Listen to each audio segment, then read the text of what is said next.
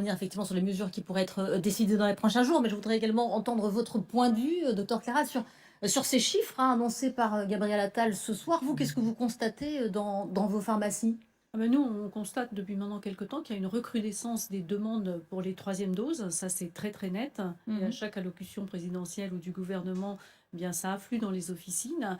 Un peu moins sur les premières doses, quoique ça a tendance à augmenter. Et là encore, je pense que les annonces ont fait que les gens viennent pour prendre des rendez-vous. Ceci 50 000 primo-injections oui, aujourd'hui. Ouais. oui, non, mais c'est bien. Sauf que ça devient un peu compliqué pour nous, puisque vous savez que notre difficulté, c'est pas tant aujourd'hui d'avoir les doses, c'est d'avoir les effecteurs, les mains qui vaccinent, Oui, bien et sûr. qu'on est assez limité, nous, avec nos équipes, et qu'on aimerait bien pouvoir avoir le soutien d'autres professionnels de santé. On demande à ce que les infirmières puissent venir nous aider dans nos officines. Nous n'avons pas le droit aujourd'hui de le faire, c'est dommage, Mhm. parce que sur les territoires, on s'appuie sur ces forces vives que sont notamment les infirmières. Mais les particuliers ont le droit de les appeler pour qu'elles Alors, viennent à domicile. ouais, mais c'est plus compliqué. Les gens, si vous voulez, quand ils n'ont pas une infirmière pour des raisons autres, Oui. vont pas avoir le réflexe d'appeler l'infirmière.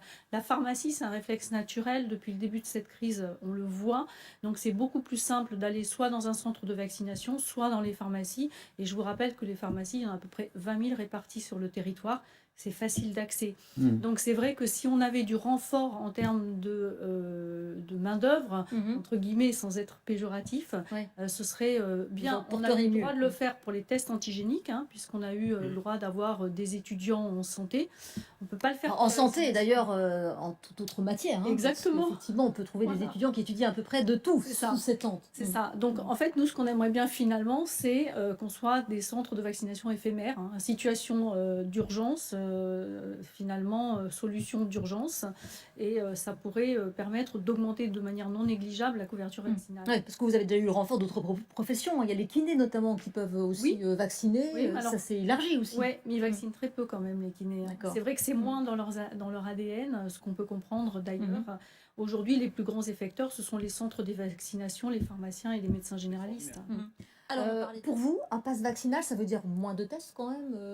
Vous voyez cette mesure d'un bon œil aussi? Non, pas forcément. Enfin, ça ne veut pas dire forcément moins de tests, parce qu'on voit bien de toute façon dans la population qui vient chez nous se faire tester aujourd'hui, c'est une majorité de gens vaccinés. Vaccinés, Ouais. ouais. Ah oui, oui, bien sûr.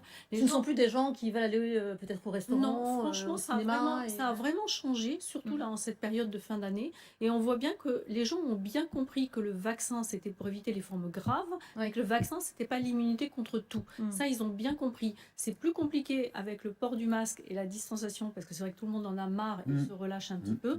En revanche, sur les tests antigéniques, les gens ont bien compris comment l'utiliser et à quel moment. Donc moi, je ne suis pas inquiète sur le fait que le pass vaccinal nous enlève des tests. Je pense qu'au contraire, c'est bien maintenant rentrer dans les mentalités. Oui, et que le test va faire partie finalement de la vie quotidienne, Complètement. en tout cas pour les prochains mois. Tout à fait. Exactement. Pas assez. Alors, des conseils peut-être à donner justement à ces Français qui vont aller rejoindre leur famille dans plusieurs jours. Qu'est-ce que vous leur conseillez? Quel test? Quand? À quel moment? Alors, il y a les tests antigéniques que nous réalisons en pharmacie, c'est ce qu'il y a de plus simple et on voit qu'aujourd'hui on en a de plus en plus et de plus en plus de demandes. On a aussi beaucoup de demandes d'autotests. Le problème c'est qu'on est en tension au niveau des stocks et qu'on n'arrive pas à se fournir comme on voudrait se fournir, donc là ça risque de poser un problème. Mais sinon, on voit bien, les gens nous le demandent pourquoi on est en tension, parce qu'ils ont bien compris que la solution pour passer un réveillon en toute sécurité, c'était de s'auto-tester. Et donc, on a beaucoup de demandes. Donc ça, ils l'ont bien intégré. Et puis pour les autres, ce sont les tests antigéniques. Nous, on est ouvert, on va dire presque non-stop. Toutes les pharmacies aujourd'hui font les tests antigéniques de 8h du matin à 22h pour certaines. Donc voilà, on fait ce qu'on peut. C'est pas toujours évident, mais en tout cas, il y a cette possibilité-là. Donc, on peut pas. Alors, c'est vrai qu'on est. Alors, on n'est pas à l'hôpital, mais ce que je dis toujours, c'est que nous, on voit 100% de la population, les bien portants et puis les gens malades. Donc, il faut répondre à tout le monde. Donc, on est aussi un petit peu fatigué. Les équipes sont fatiguées, mais on peut pas reprocher aux gens finalement d'obéir aux consignes et de venir nous voir. Donc, venez et on fait ce qu'on peut.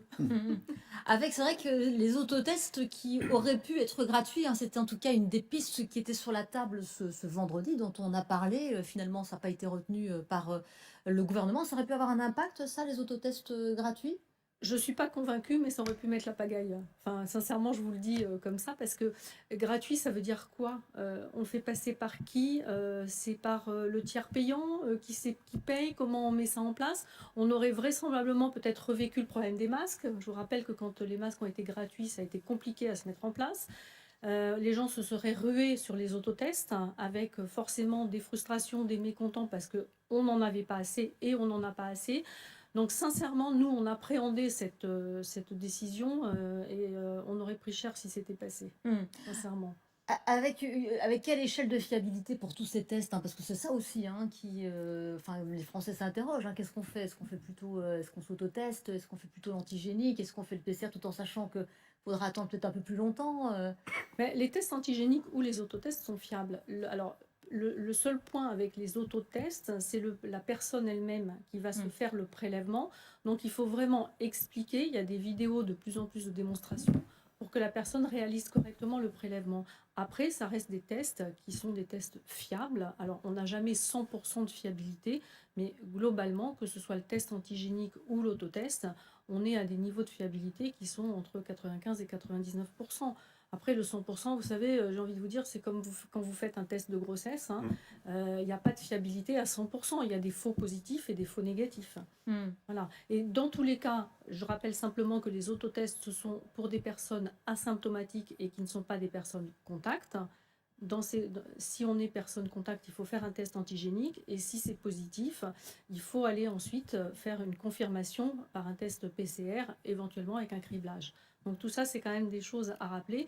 Rappelez aussi que c'est quoi une personne contact? C'est pas la personne, quand on a croisé à son boulot quelqu'un à la cantine et qu'on apprend qu'il est positif, c'est pas une personne contact. Oui. Donc, il ne faut pas se ruer à la pharmacie faire un test antigénique. Hein, la personne contact, c'est dans un espace confiné, au moins 15 minutes. Sans masque. Sans masque, voilà, exactement. Donc tout ça, il faut aussi rappeler aux gens, parce qu'il ne faudrait pas non plus qu'il y ait une surutilisation du test antigénique et que ça embolise finalement pour des cas qui ne soient pas justifiés. Donc tout ça, il faut réexpliquer. On en profite quand on vaccine, pour réexpliquer aussi, puisque je vous rappelle qu'on garde les gens 15 minutes à la pharmacie quand on les vaccine, pour être sûr qu'il n'y ait pas de soucis. Et c'est aussi un moment où il faut refaire de la pédagogie et réexpliquer, parce que nous tous, on en parle tous les jours, on est dedans, mais il y a beaucoup de gens qui ne sont pas dedans. Donc il faut à nouveau réexpliquer. Dans votre pharmacie, justement, il y a des craintes par rapport à cette vaccination des enfants, des personnes qui vous demandent des explications? Non, en fait, les gens n'en parlent pas tellement parce qu'effectivement, la priorité aujourd'hui, c'est de faire les 3e doses, se tester. Et c'est vrai que la vaccination des enfants, c'est pas tellement de questions qu'on a. Ouais. D'autre part, il faut préciser, parce qu'il y a une information qui n'est pas bonne, qui circule, c'est que au moment où on se parle, les pharmaciens n'auront pas le droit de vacciner les enfants. Seuls les médecins généralistes ou les infirmières avec une prescription médicale. Nous, pour l'instant, on n'a pas le droit de vacciner les enfants. Le 27 décembre, on ne peut pas se rendre en pharmacie pour vacciner les enfants? Au moment où on se parle, non. D'accord. Maintenant, à voir.